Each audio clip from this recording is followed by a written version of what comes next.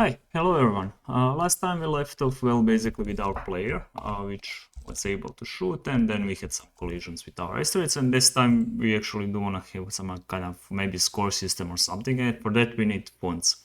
So how are we going to do it? Well, we're going to generate our font, and then we need some way to load it. And for that, I was looking at some tools, and I came upon this tool, which is SnowBee, and the reason why I'm using it is because it's online and everyone should be able to generate that font.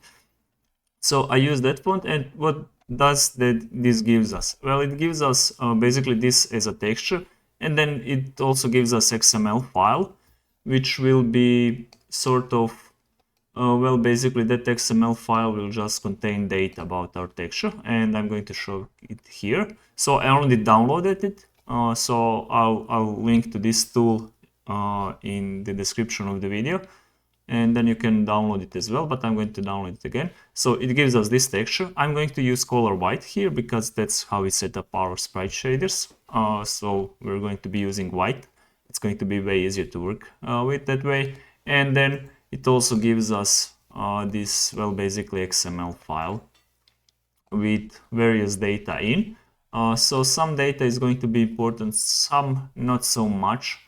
So we're going to have some common properties like line height, that is kind of important. Then we're going to have characters, and these are just Unicode. ID is basically Unicode for our characters. So for example, A might be, I don't know, let's just say Unicode A.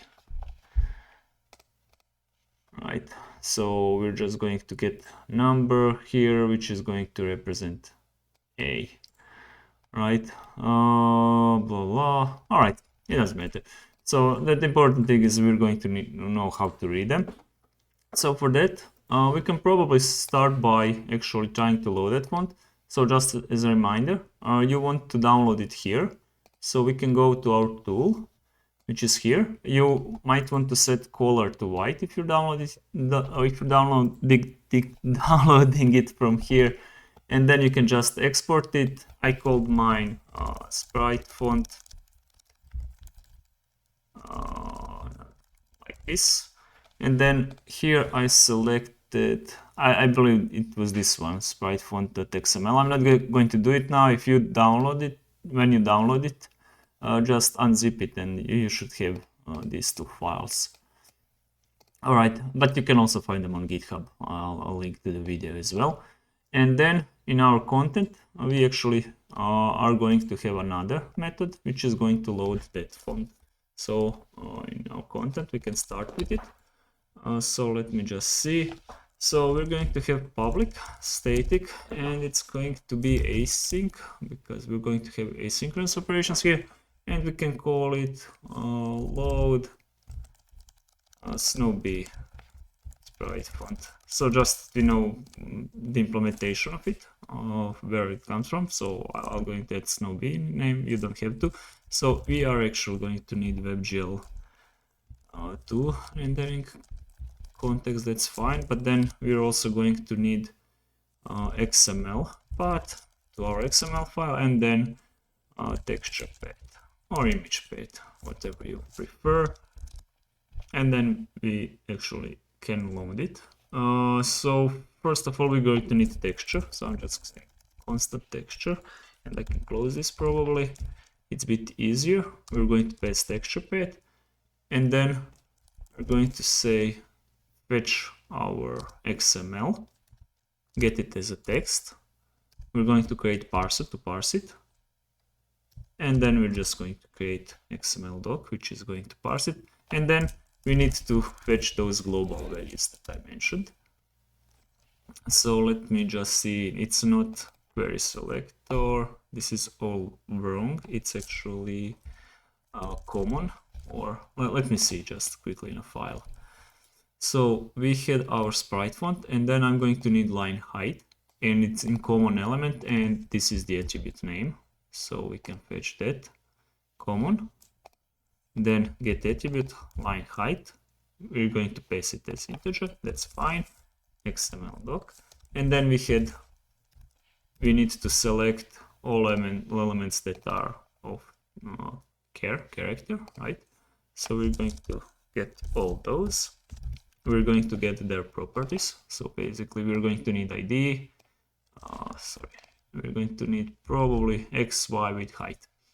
And probably X advance as well. Maybe not. Is that from global? Well, we'll see. Well, yeah, actually I'm going to need it because every character, maybe I can just restart here. Every character, if you preview this, it has all of these properties. Give me a second. So basically it has width and it has height. But what advance is actually this space that we need until next character. That's advance, and this is width, right? So that's the difference. So whenever we add new character, we want to advance it, and that's this advance value, X advance. So that's it. So let's just fetch all the attributes. Now the boring part, parse integer, get attribute ID. That's all right. We're going to need X, we're going to need Y, we're going to need width, we're going to need height, we're going to need offset X, maybe. Do I need it? Let me see. I'm going to need it. Okay, offset Y, and then X advance. I think I don't need offset. We'll see. We'll see if I need it. Then I actually need to normalize those texture coordinates. If you remember, with the sprites, we also had to normalize them. So if you look at our texture here, it might be 512 by 512, but we actually need normalized coordinate space that goes from 0 to 1, right? And then 0 to 1, or is 1 above. I always forget. But anyway, we're going to get to it. All right, so we're going to need those. And so therefore I'm going to need x1. So we're going to use that for texture coordinates. So that's our x.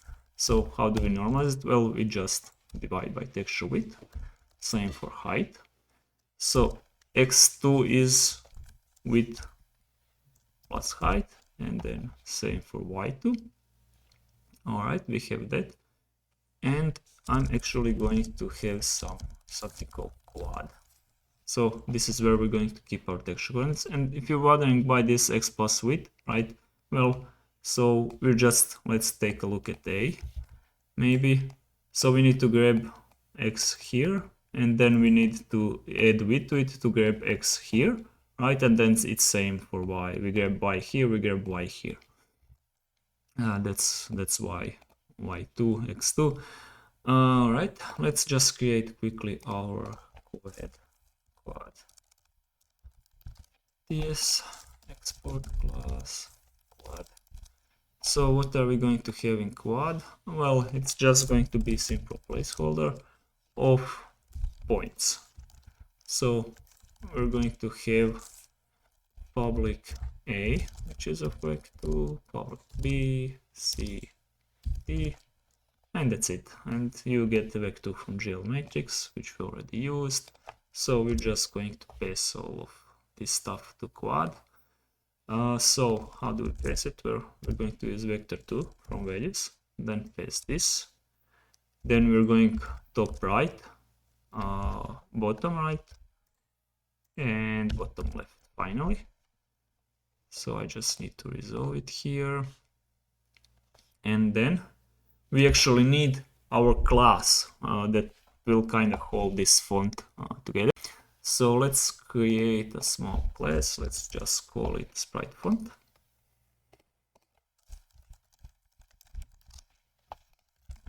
Let's export class SpriteFont. And what am I going to need to do here? Well, I'm going to need to have a method that's going to create a character, but let's just discuss what are we going to have. So some stuff is public and some stuff will be specific for a character of a font. So we're going to do this private characters and not sprite. We're actually going to create here as well second class. SpriteFont char. So we're going to have this character. And what is character going to have? Well, it's going to have these texture coordinates of type quad. So you know this quad that we defined previously, it's going to hold basically texture coordinates, let's say for you, right? It's going to hold this edge, this edge, this edge, this edge, so that we can select, well, basically from our texture we need to select sub texture or sub sprite. So it's going to have size. So size is just going to be character width and character height. And then we're going to have this advanced that I already mentioned. Advanced being just basically, if you look at here, we have width and height of a character, but we also have this advanced, and then advanced says, okay, where will next character start after, let's say, O, where will W start?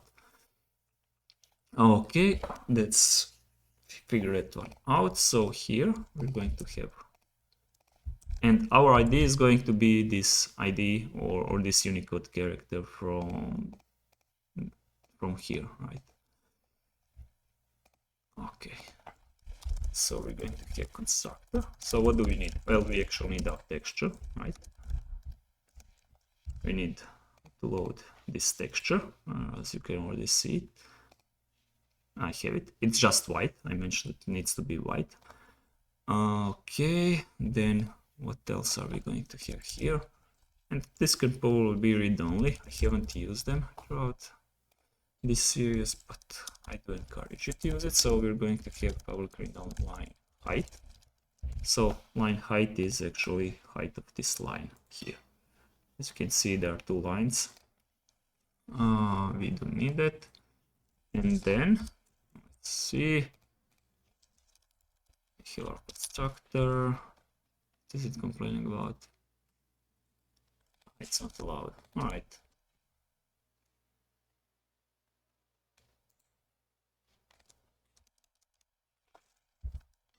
Is it allowed? It is. I messed something up. So I'll just format so that I'm doing. And then we're going to have public get character Unicode number. So we're going to get SpriteFont character, and we just return here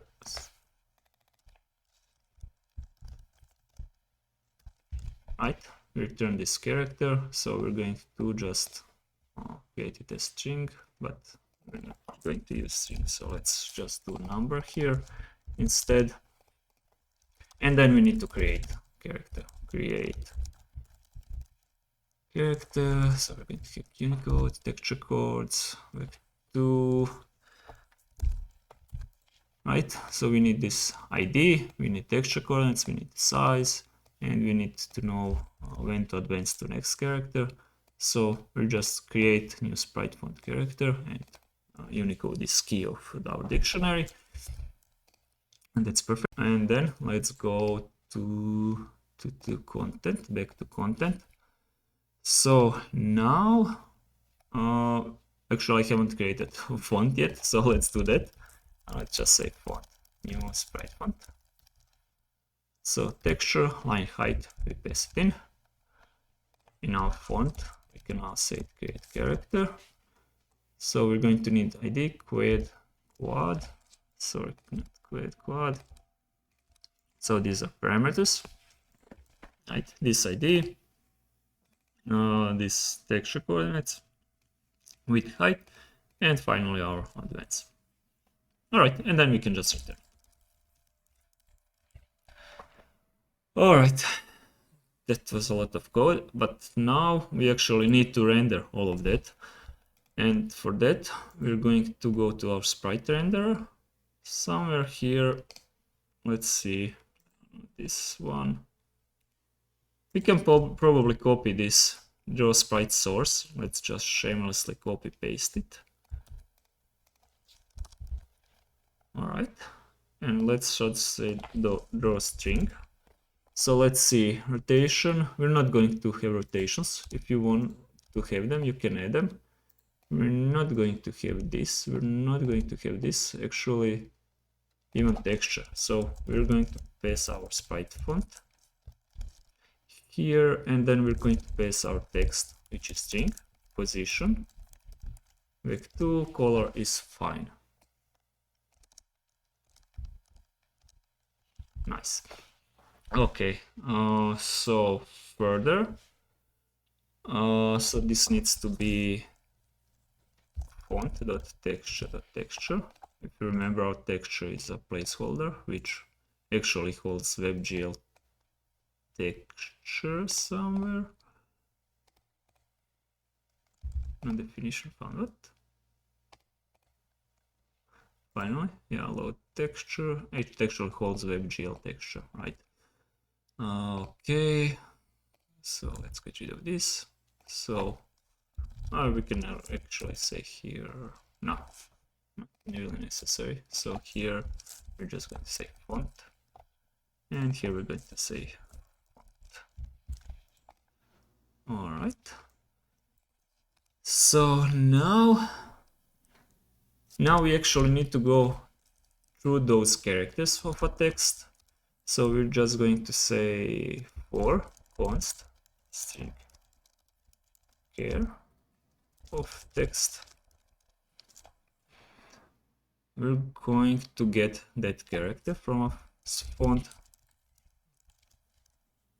Actually, so we need to get that Unicode character, and how can we do that? Well, just by selecting charcoal bed. So that's going to give us that, and then we can actually get our character from font.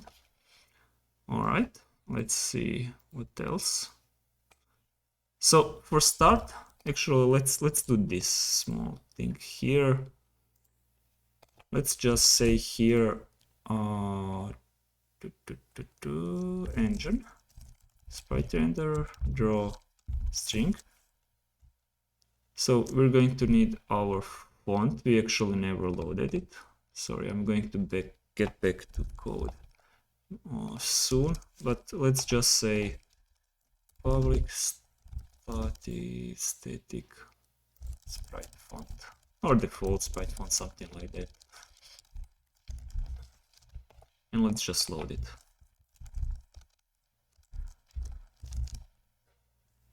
Wait, this. All right, it's in assets, but it's not this. This is wrong suggestion. So it's SpriteFont XML, and then the second parameter is assets SpriteFont.png. I think so.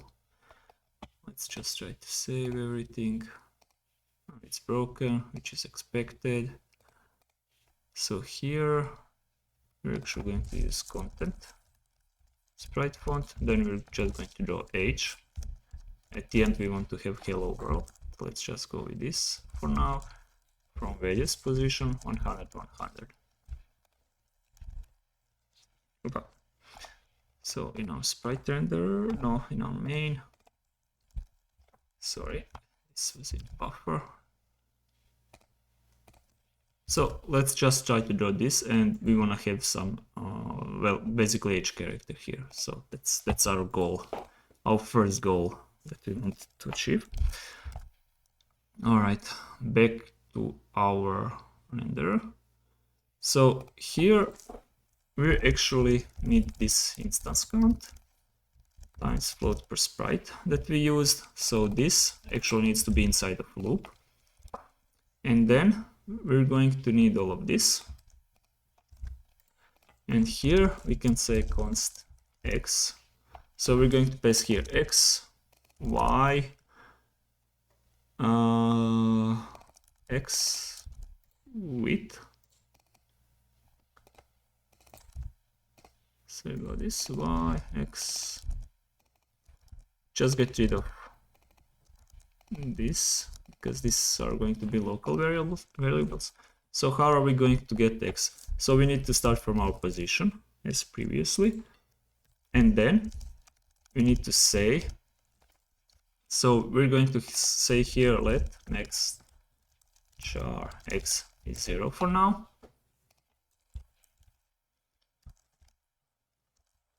and then times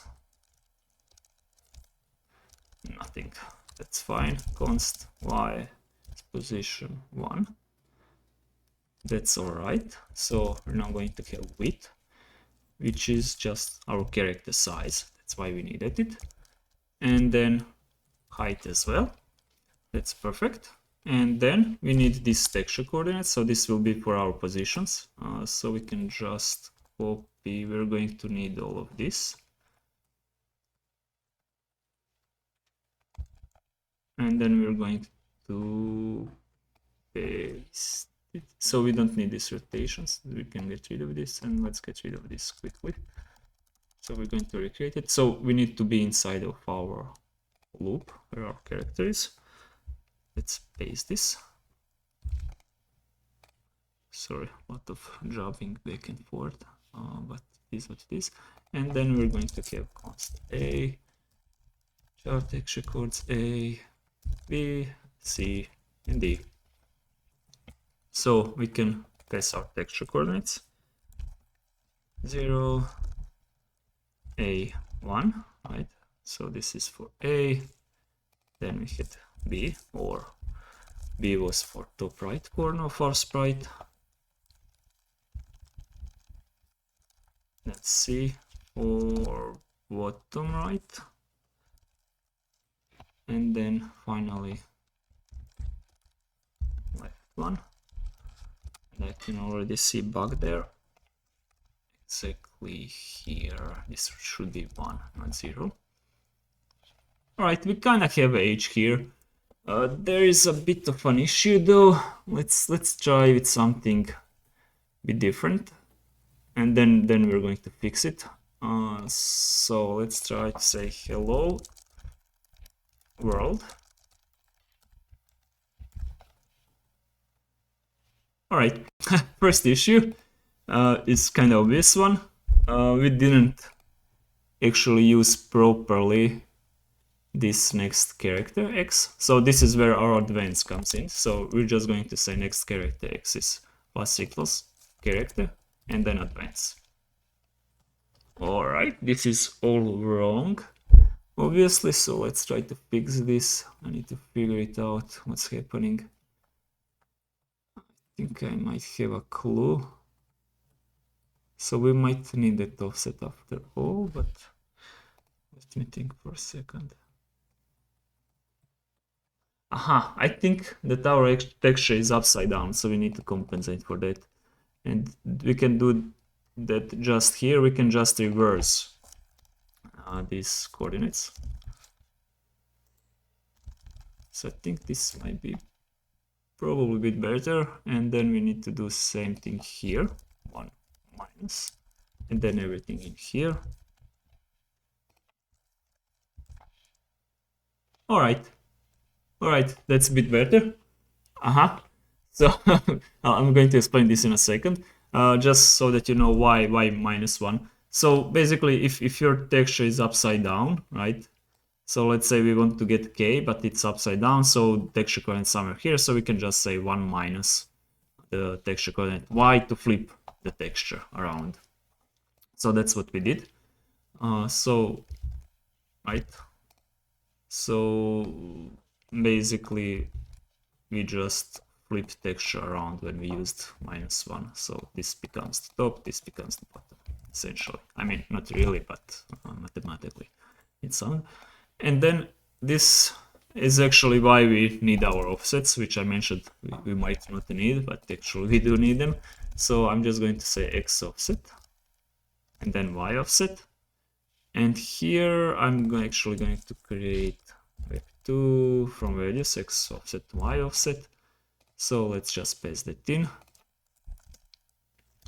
Offset vec2, let's paste it in here. And here, finally, we can just add public offset vec2.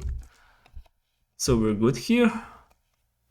And then we just in render, we need to take that offset into account here, probably here where we add positions. So what are we going to say here? So it's just going to be X plus next character. And then we can say also plus character offset. Then on Y as well.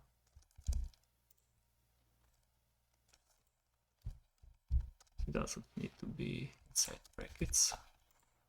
Okay. And I misspelled world. That's easy to fix.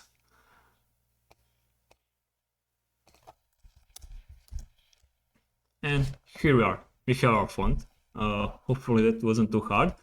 We can still improve it a bit. So here I can say, for example, I can add something like scale. So we're going to add another parameter. Here is the last one, and we're going to use color as well. So we can just say scale is 1. And then if we were to scale this, then we can also scale this, and then scale this, and then scale this as well. Nothing will happen, it will be broken because it's actually not here, it's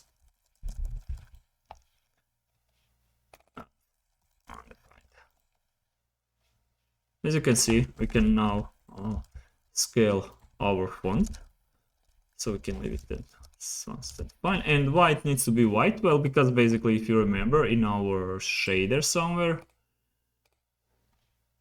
we kind of multiply by color, and we expect if our texture is black, we will just have nothing because all the values will be 0. It's just what it is and how we created it.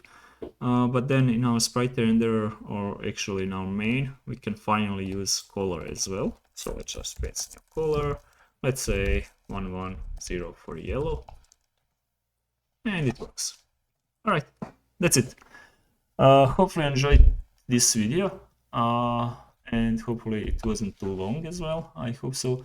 But as you can see, it's not that easy.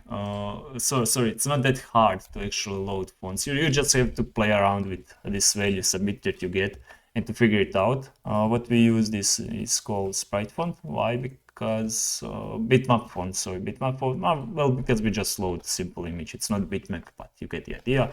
We just load image, and then we use we have same as we had for our sprites, right? We had some data that we load in, and then we get all the values correctly, and then we can actually draw our font.